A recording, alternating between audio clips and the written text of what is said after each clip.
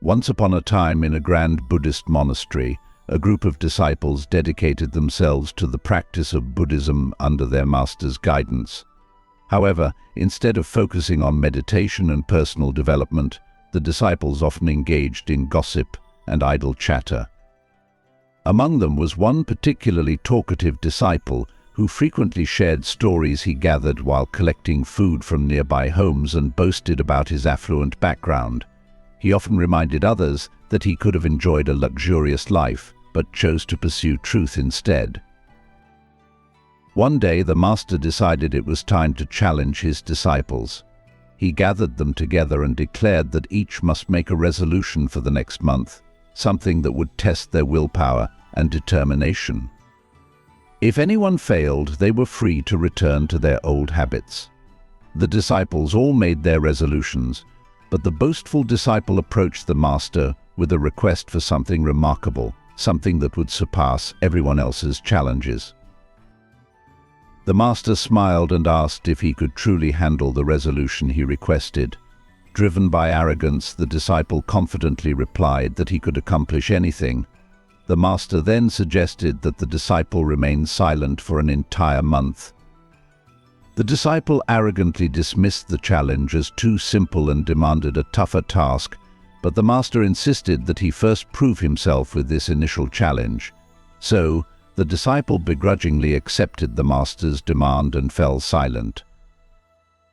At first, keeping quiet seemed easy, but as the days wore on, the weight of his silence became increasingly burdensome. By the second day, he began feeling restless, and by the third day, discomfort set in. On the fourth day, the desire to speak grew stronger, especially as he watched other disciples chatting freely. As an inherently talkative person, he found it very challenging to maintain his silence. As the days dragged on, the silence felt suffocating, leading him to approach the master again, expressing his inability to endure it any longer. The master calmly reminded him that it wasn't he who imposed this resolution upon him, so he couldn't instruct him to break it. The decision rested solely with the disciple. Many of his fellow monks had already given in, and if he couldn't uphold his resolution, he was free to abandon it. However, the master pointed out that mastering one's resolutions signifies control over the mind, paving the way for enlightenment. Feeling hurt by these words, the disciple retreated to his room, locking himself away. Despite the surrounding chatter, he maintained his silence, astonishing everyone at the monastery. After a few days, he went back to the master and communicated through writing that although he was silent outwardly, his mind was still filled with internal chatter. The master advised that as long as he remained in the monastery, the noise from his fellow monks would continue to disturb him, suggesting he seek solitude elsewhere. Encouraged by this wisdom, the disciple left the monastery and ventured into a nearby forest. As the month came to a close, the disciple's resolution period ended, yet he did not return to the monastery, causing concern among the other disciples. They feared he might have been harmed by wild animals during his time in the forest. Nevertheless, the master remained hopeful, sensing that there was a deeper reason for the disciple's extended absence. Months passed without news of him, and gradually the monastery lost hope, thinking he may have fallen victim to predators.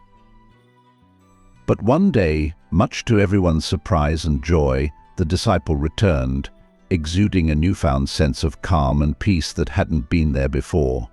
The other monks eagerly surrounded him, curious about his transformation.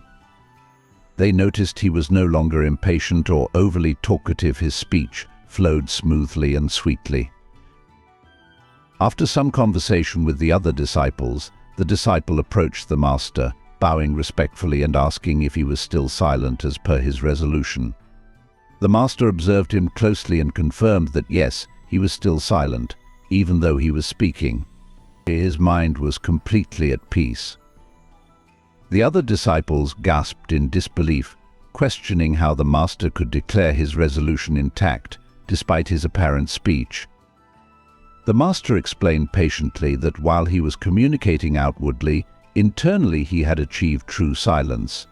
Turning to the disciple, the master prompted him to recount his experiences over the past 3 months. The disciple shared, "Master, when I left the monastery, I appeared silent on the outside, yet my mind was racing with thoughts. I hoped the tranquility of the deep forest would quiet my mind, but instead it became even more restless. Eventually, I stopped forcing my thoughts into submission and began to observe them without judgment. Gradually, my mind began to calm, and the restlessness faded. I recognized my previous mistakes: gossiping, feeling superior, and speaking unnecessarily. As I continued to observe my thoughts, I felt liberated from impurities. Delving deeply into my mind and watching each thought that surfaced revealed a significant change. The persistent chatter subsided, granting me genuine peace and tranquility." He continued, "Then suddenly I panicked at the thought of losing this peaceful state.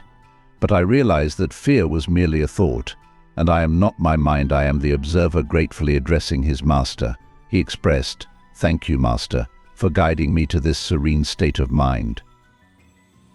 The master blessed him and turned to address the other disciples, saying, "You see, I've always told you that forcibly silencing the mind is not the answer. Instead, by becoming a witness to our thoughts, we can naturally quell the mind's restlessness. In our lives, we typically crave peace of mind, yet many struggle to attain it because we fail to understand our mind's true nature. We often try to control our thoughts forcefully, only making the mind more agitated. However, when we start observing our mental processes, it calms significantly. Just like how a thief won't steal if he knows someone is watching, when we become aware of our mind, it ceases to wander aimlessly and chatter incessantly. Therefore, rather than trying to suppress our thoughts, we should observe them without judgment, akin to watching a river flow without getting swept up in its currents.